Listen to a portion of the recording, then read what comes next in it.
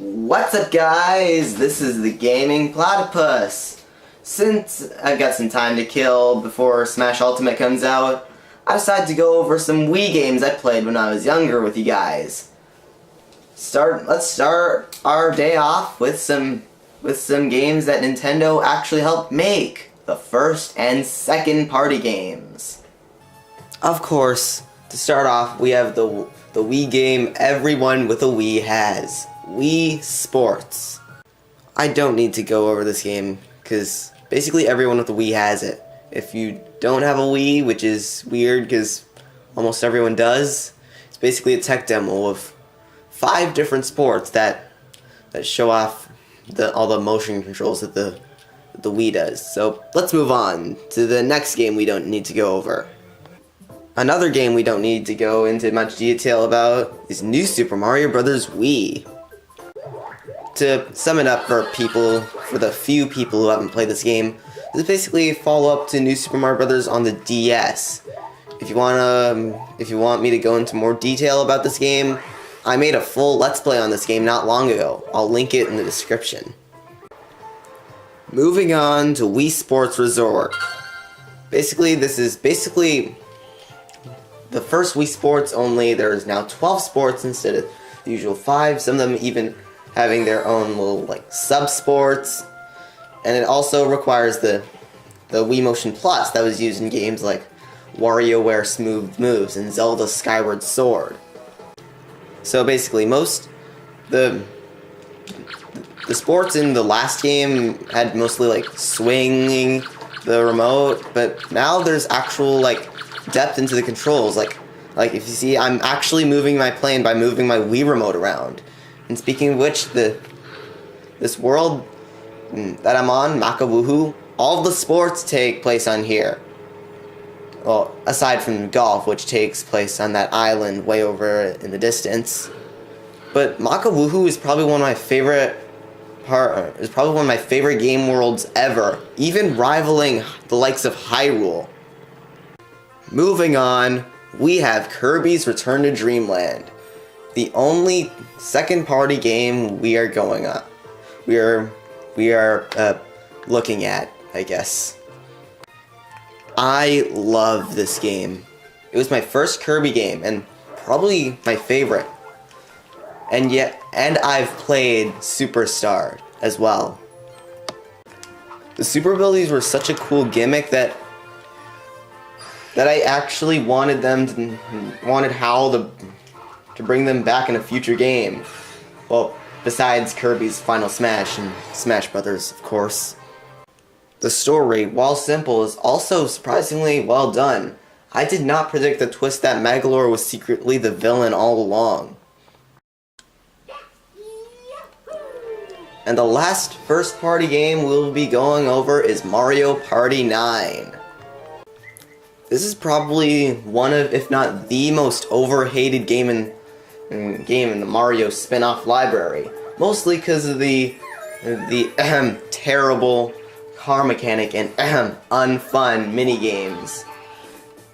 I found the minigames to be not the most unique things in the world, but I found them to be admittingly quite fun, and the car mechanic wasn't the best thing. It's not the most friendship-ruining thing ever, but at least they brought in the mini stars, which is a better reward for minigames, and because coins wouldn't do you much good if you couldn't get to the star before someone else got it, of course.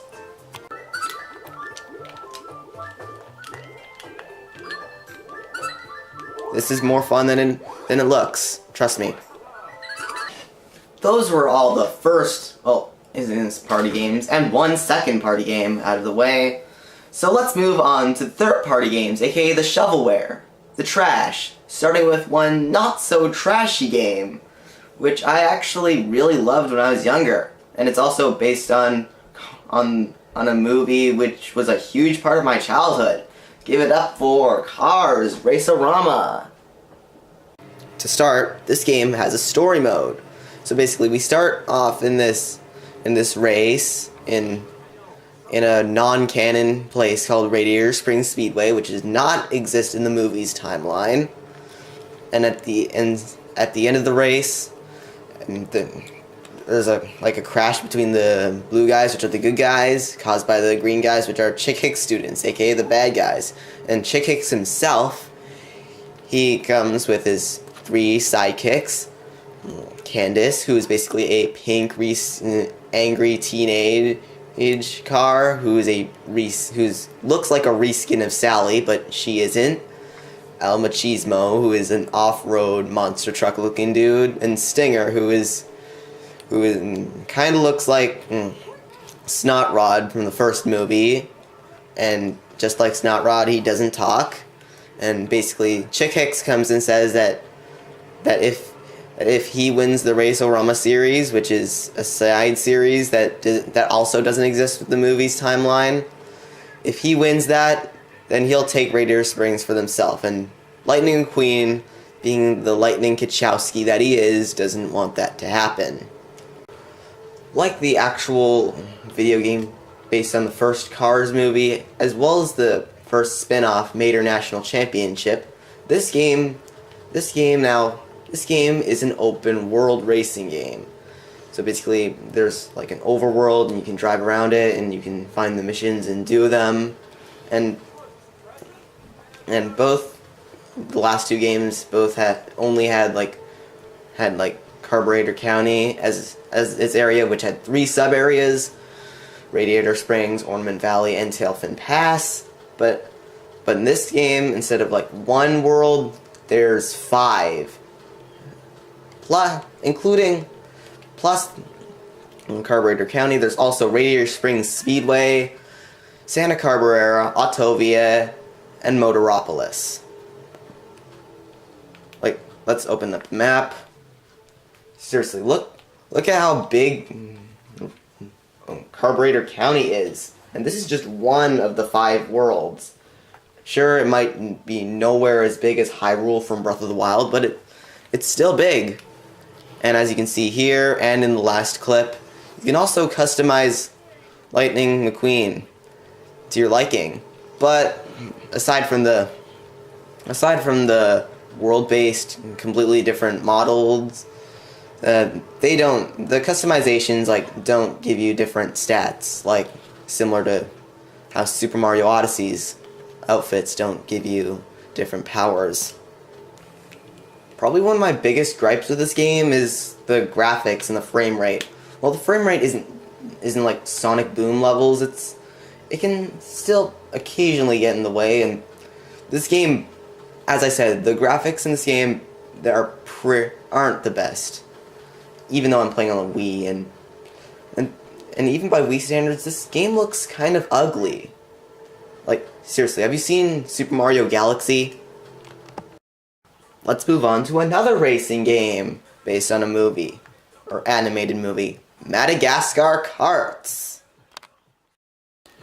Yeah, I definitely prefer Race-O-Rama over this. There's only 5 modes compared to the, 8 in Race-O-Rama. Let's go 100cc. Oh look, there's only 9 characters. Well, technically 13. And there's even some crossover characters. Bob from Monsters vs. Aliens, as well as our boy Shrek. Let's take a look at the stages. Oh, come on, there's only 9? Okay, so basically, to sum it all up, this is basically Mario Kart Wii or whatever version, because I'm playing, just depending on the version, because I'm playing this on the Wii. Obviously, it's basically Mario Kart, only the graphics suck, and there's DreamWorks characters. Oh yeah, and the controls suck. How did I miss that? This is Club Penguin Game Day. God, I miss Club Penguin. Sum it all up, it's a minigame compilation based on Club Penguin. My favorite. Just kidding, this game actually isn't that good. The graphics suck, and the minigames are kinda boring. Oh, how the mighty have fallen. And speaking of which, let's take a look at some EA games that surprisingly don't use any microtransactions. This is My Sims Agents. It's basically like a mystery type of game where you play as a detective and stuff like that. So we start off by creating our character. I knew Daddy Sakura would never get a break. So basically, to start the story, a little girl gets her dog stolen by a crime boss, and we gotta help her get her dog back, or find out who really owns the dog, rather. So you have this notes sheet, and you have these objectives to do. So we gotta look for the little girl's ball, or the one that she plays uses to play with the dog. Alright, I have the ball. Now I gotta bring the thing to the dog. Here, boy, do you like this bouncy ball? Okay, the dog likes playing with the ball. There's 1 point to Poppy. That's the little girl's name, by the way. Oh yeah, and you have these little tools you can use. That's basically the structure of this game. It's admittedly kind of boring. Let's move on, okay? Moving on, it's time to play Sim Animals Africa. Unlike Agents, this game plays more like an actual Sims game. Not only can you control your animals, but you can also feed them and pet them and stuff. Yeah, but the petting is not much. You're basically just rubbing the controller over and over. Oh yeah, and you can also run around with your animals. And there are 9 different types of animals. There are zebras, elephants, which I'm playing as one right now. There's also hippos, lions, gazelles, giraffes, crocodiles, rhinos, and gorillas. That's basically all you need to know about this game. I suppose we should wrap things up with some minigame collections. This is Toy Story Mania. It's basically like a minigame compilation based on the Disneyland ride. And it's Toy Story! I've saved probably the worst for last. It's Family Party, 90 Great Games, Party Pack. Just rolls off the tongue, doesn't it? This game is a compilation of the other 3 not-so-great games, despite the title's advertising. They're all basically 30 different mini-games, and I actually had the winner one separately, as a matter of fact. Okay. Hello? Oh, I press a button. Weird, because most of this game is motion controls. Oh, I hold the Wii Remote sideways.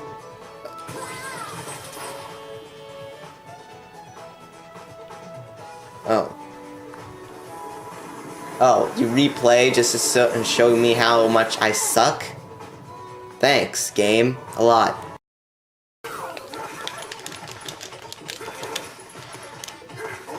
I'm pressing B and Z, which is what you're supposed to do. Help! If only Popo and Nana were here. In short, the Family Party series is terrible. And in conclusion, those were some Wii games I played when I was younger. Some of them were good, others were meh, and one of them was just downright awful. And so that was it. And oh, and guys, about my next Let's Play, I'm happy to reveal my next Let's Play. My next Let's Play will be on